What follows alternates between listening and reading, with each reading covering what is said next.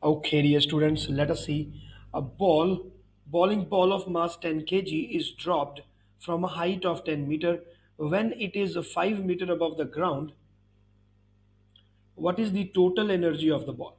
So the question is that this ball is being dropped from a certain height and 10 kg is the mass.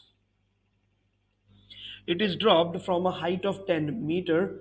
When it is a 5 meter above the ground, what is the total energy of the ball? You need to find the total energy at this point, neglecting the air resistance and all that. So you need to find the total energy. So simple work energy principle is used here, conservation of energy. That is, the total energy at the starting of the journey will be equal to total energy at all the points that the ball is following. So at all the points, so even here the total energy will be equal to the total energy earlier.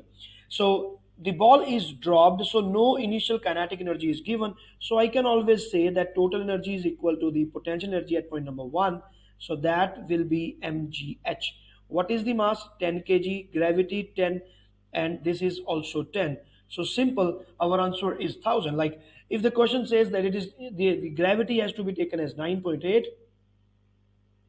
Okay, so our answer will be 981 joule. So this is the total energy. So when it reaches the point number 2, some of this energy gets converted into kinetic energy, and the rest of the energy remains as the potential energy. So, but the total energy of the body is not going to change. That is the principle of conservation of energy here. So this is a simple question. This is how we do it. My dear students, this is Professor Varun. Please subscribe to the YouTube channel. Also, join me on Discord, and you can send me message on my WhatsApp too. All the best. Bye.